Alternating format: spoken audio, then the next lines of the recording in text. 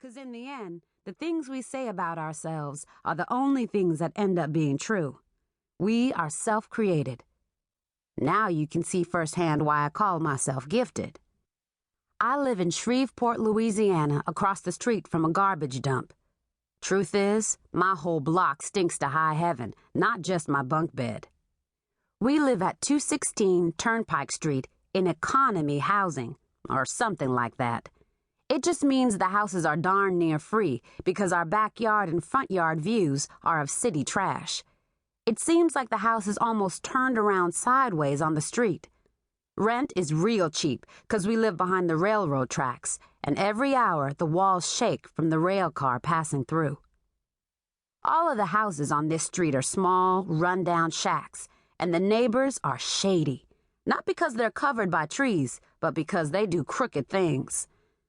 Our next-door neighbor calls himself Reverend Mike, but he ain't no more preacher than you or me. He stands on the corner selling fake jewelry and gold teeth to anyone who wants to get a good deal for cheap. But the only thing I say is buyer beware. It's been rumored on the street that Reverend Mike's jewelry turns both the skin and the teeth pea green. Not very attractive at all. 4 doors down from our dump and directly across the street lives Miss Felicity Hardaway.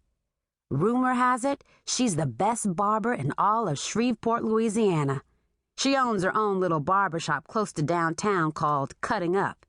It's always packed, because not only is Miss Felicity really good, but also the fellows are partial to her good looks. According to the little perverted neighborhood boys, they use a term called stacked to describe her because of the way her body is built. Miss Felicity's breasts and hips are extra large, and the boys go nuts for her. She's always prancing around half naked in the neighborhood, wearing these itsy-bitsy booty shorts, smacking gum, and smoking one cigarette after the next. She talks with the volume turned up on high, and we can always hear her telephone conversations, which are mostly cackling laughter, because the sound trickles out of her living room and down the driveway, spilling out into the street. I often find myself staring out of the big picture window that sits in our living room, waiting on Miss Felicity to come home. There's something downright mesmerizing about her that brings me here. "Why are you always staring at that woman?" Ariel would ask. "'Cause she's different," I'd say. "You don't even know her," Ariel would insist. "Yeah," I'd agree, "but I'd like to." "You think you might like to be fast like that when you grow up?" she'd ask me, and I would look at her and roll my eyes and stick out my tongue at her. Miss Felicity Hardaway is well known in the neighborhood because she's good for blasting her radio all night till the early morning hours. Most of the fellows overlook it because most of them have crushes on her. The women in the neighborhood are good and sick of Miss Felicity. Good and sick. Mama's not a big fan either. She's never said anything bad about Miss Hardaway, but we can just tell she doesn't like her. Maybe 'cause our daddy, Mr. Rufus, is always trying to sneak a peek out the window when Mama ain't looking. But that's impossible, 'cause Mama's always looking. Always. "What you think she's like?" I asked Ariel every afternoon when we'd pass Miss Felicity's house on the way home from school. "Seems something like a movie star to me," she would always say. "You think she's prettier than Mama?" I would ask. "No way," said Ariel. "I do sometimes."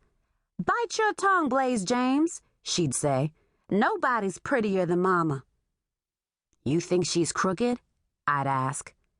"Everybody on this block is crooked," Ariel would say. And because of that, everybody on the block owned a gun. People here don't respect private property. They'll knock on your door in the middle of a bold afternoon, pull out a cheap handgun, and kindly scoot you over to the side while they help themselves to everything from a cup of sugar in the kitchen to your television set in the bedroom. I've seen 3 robberies in broad daylight with my own eyes. It didn't faze me much, but Ariel always freaked out. Both were commonplace in my neighborhood, the theft and Ariel's oversensitivity to life.